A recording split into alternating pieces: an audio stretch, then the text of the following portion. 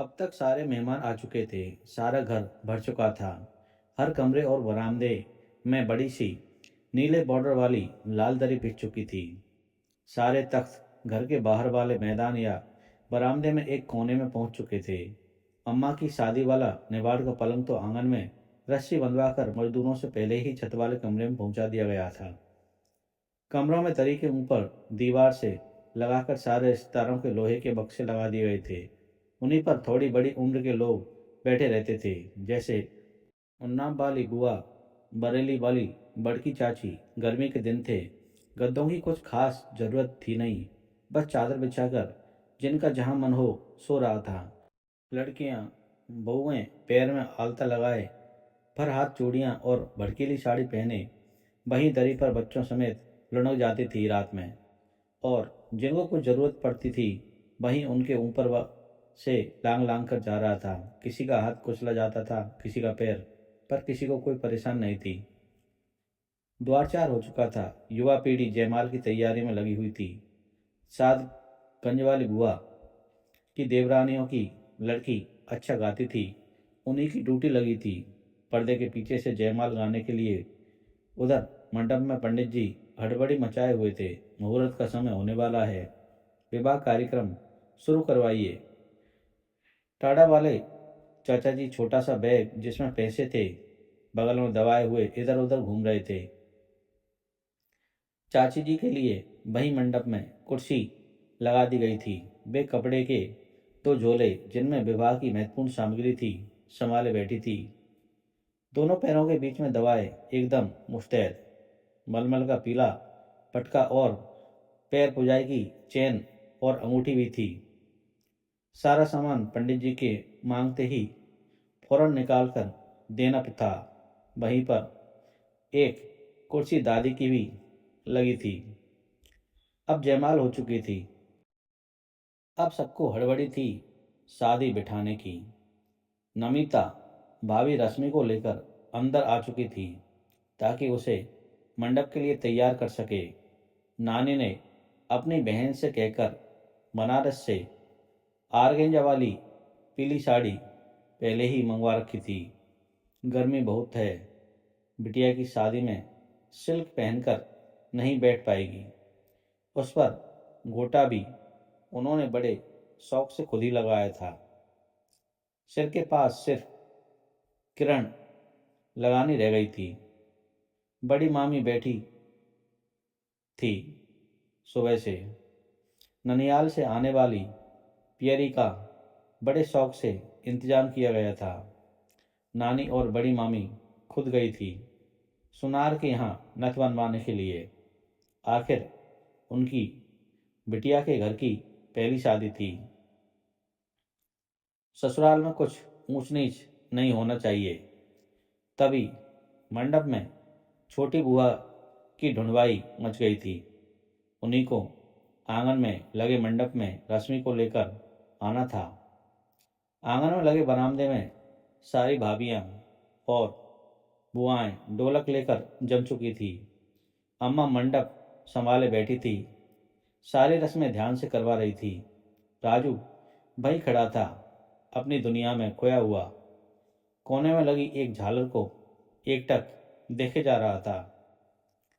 पिछले साल बगल की छत पर पतंग उड़ाते समय प्रकाश के साथ बात करते करते शादी को लेकर बात चल निकली कि किसे कैसी लड़की पसंद है। राजू चुपचाप खड़ा था, बस मुंह से निकला रश्मि जैसी चलेगी।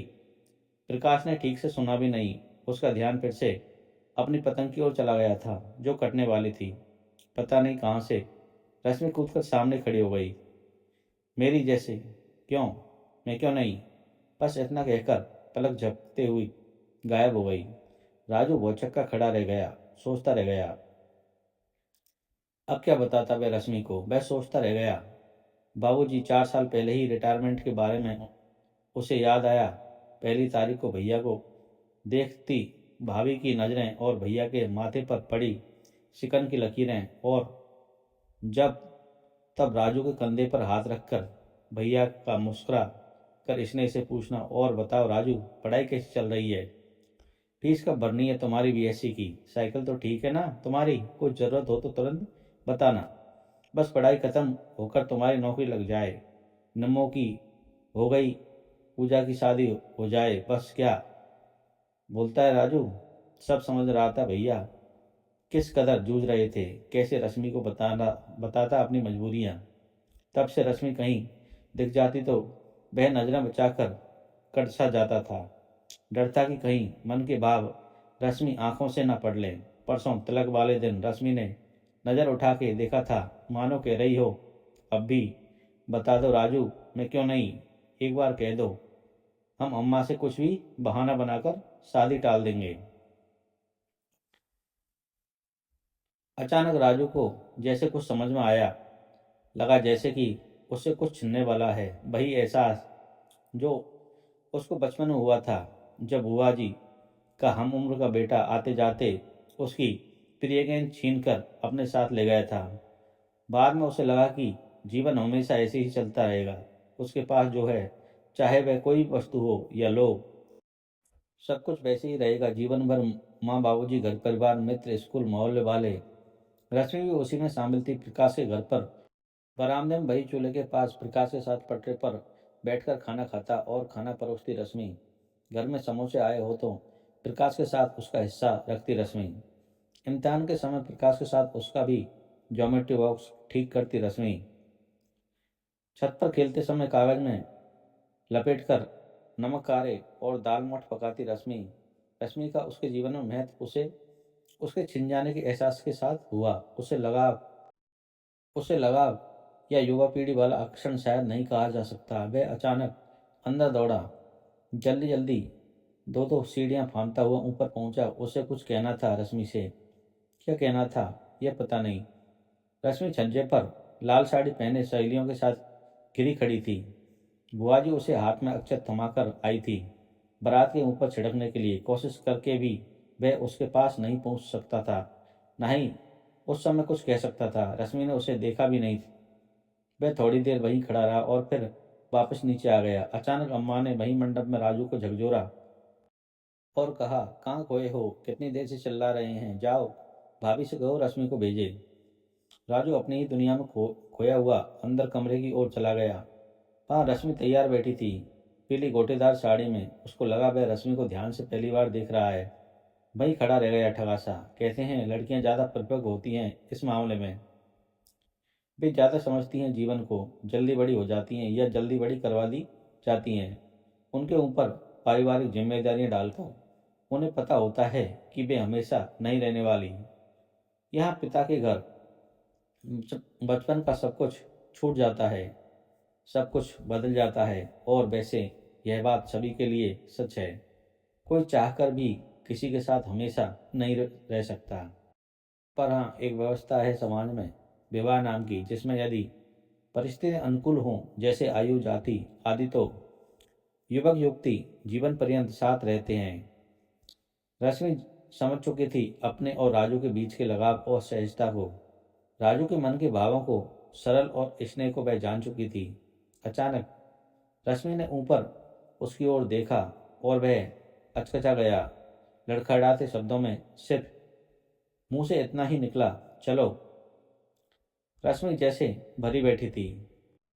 चलो, कहाँ चलना है राजू, कहाँ लेकर जाना चाहते हो? मंडप में, जहाँ एक बार मैं गई तो लौट कर ना आ पाऊंगी। उसके बाद तुम मुझसे कुछ कभी ना कह सकोगे और ना ही मैं कुछ सुनने के लायक रह जाऊंगी। जो कहना है आज तो कह दो। जानती हूँ तुम्हारे मन में क्या चल रहा है, अब तो कह दो, कम से कम सुन तो लूँ। बाद में तो सब कहना सुनना समाज की मर्यादा के बाहर होगा। क्या लगता है तुम्हें हमारे और तुम्हारे बीच के ये अनसुलझे अनकहे भाव हम कभी मिटा सकेंगे? राजू कुछ कहने ही वाला था, तभी वहां बुआ जी आ गई और रश्मि को लेकर चली गई मंडप की ओर। राजू थोड़ी देर वहीं खड़ा रहा, फिर अपने में खोया हुआ सुस्त कदमों से चलता हुआ पंडाल में कोने में लगी एक कुर्सी पर अकेला जाकर बैठ गया। वहीं बैठा बैठा सब देखता रह गया। विवाह की सारी रस्में, फेरे, पैर पुजाई और अंत में रश्मि की विदाई।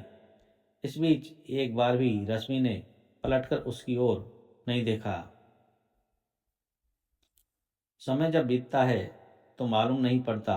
आज पीछे मुड़कर देखने में ऐसा लगता है जैसे 2 साल का समय पलक झपकते ही बीत गया हो।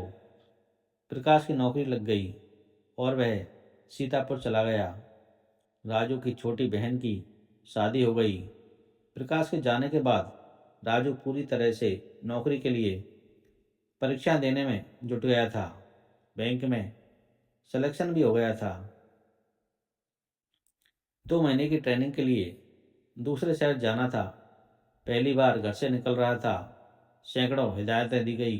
बाबूजी, जो कभी नहीं बोलते थे, घबराए हुए थे कि लड़का पहली बार घर से दूर कैसे रहेगा। उसी शहर में रश्मि भी पिछले 1.5 साल से अपने पति सचिन के साथ रह रही थी। उनकी वहीं पोस्टिंग हो गई थी। जब शुक्ला परिवार को पता लगा तो बोले, रश्मि के लिए कुछ सामान और मिठाई लेकर जाना। बैंक की तरफ से ट्रेनिंग सेंटर में ही ठहरने खाने पीने का इंतजाम था। उसमें बहुत व्यस्त हो गया था। वह इतवार के दिन रश्मि के यहाँ जाने का प्रोग्राम बनाया, सामान ले गया और कुछ फल मिठाई भी साथ ले गया। वे पुरानी यादें जिन्हें जीवन की कसम कसम पिछले धकेल दिया था और जिन्हें वह भूल सा गया था, अचानक सिर उठाकर खड़ी हो गई। वहां पहुंचकर घर के सामने खड़ा हो गया। कुछ देर तक देखता रह गया। गेट खोलकर अंदर गया तो छोटे से बगीचे में गेंदे के फूल, गमले आदि करीने से लगे हुए थे। बाहर बरामदे में रश्मि के पति सचिन मिल गए। आकर्षक उत्साही युवक गर्मजोशी से स्वागत किया। साहब, सुबह से ही आपका इंतजार हो रहा है। बैठक में अपने पास की कुर्सी पर बिठा लिया। राजू ने नजरें दौड़ाई। गृहिणी की सुरुचिता और सुव्यवस्था की छाप हर जगह दिखाई दे रही थी। सजा सम्राट ड्राइंग रूम, फूलदान में कुछ ताजे फूल लगे हुए थे। अखबार और पत्रिकाएं मेज पर करीने से रखी हुई थी। दीवार वाली अलमारी में तरीके से ब्राउन पेपर बिछाकर उसके ऊपर कुछ खिलौने और मेडल सजाए हुए थे। एक तरफ दीवार पर रश्मि और सचिन के विवाह की कुछ तस्वीरें लगी हुई थी। तब तक रश्मि अंदर से आ गई और राजू को देखकर मुस्कुरा पड़ी। सारा सामान उसके हाथ से लेकर जल्दी जल्दी खोलकर देखने लगी। माँ, बाबूजी सबके बारे में हाल खबर पूछने लगी। राजू को रश्मि एकदम अलग लगी। एक संतुष्ट, संतृप्त जिम्मेदार गृहिणी। थोड़ी देर बैठकर रश्मि अंदर जाकर भोजन की तैयारी में व्यस्त हो गई। सचिन और राजू में बातचीत चल रही थी। भोजन के उपरांत रश्मि वहीं बैठी रही। राजू के वापस लौटने का समय हो गया था। एक बात उसने नोटिस की कि सचिन लगातार रश्मि की तारीफ किए जा रहे थे। बिल्कुल न्योछावर थे उस पर। रश्मि भी पूरी तरह समर्पित लग रही थी पति और उसके पूरे परिवार पर। मन ही मन उसे यह बहुत अच्छा लग रहा था। अचानक वह अपने आप को बड़ा हल्का सा महसूस करने लगा। उसने सिर उठाकर ऊपर देखा।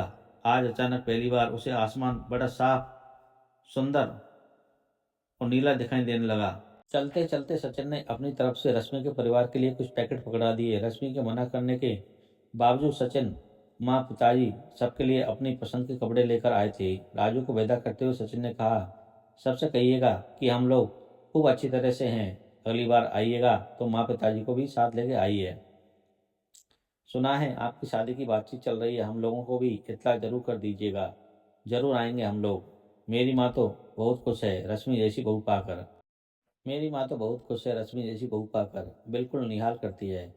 कहती है मेरा परिवार तो धन्य हो गया। बहुत अच्छे संस्कार दिए हैं माँ जी ने इसको। मैं तो अपने आप को बहुत खुशनसीब समझता हूँ। रश्मि जैसी लड़की तो मैं 7 जन्मों में भी नहीं ढूंढ सकता था। राजू मन ही मन मुस्कुराकर वहां से निकल पड़ा। थोड़ी दूर जाने पर याद आया कि वापस ले जाने वाला पैकेट तो वहीं भूल कर आ गया था। वापस गया तो अंदर से रश्मि के जोर जोर से चिल्लाने की आवाज़ आ रही थी। वह बिफर पड़ी थी। क्यों चाहिए थी आपको रश्मि जैसी?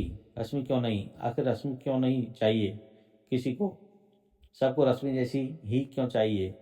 मेरे जैसी क्यों ढूंढनी थी आपको? हमें क्यों नहीं ढूंढना था आपको?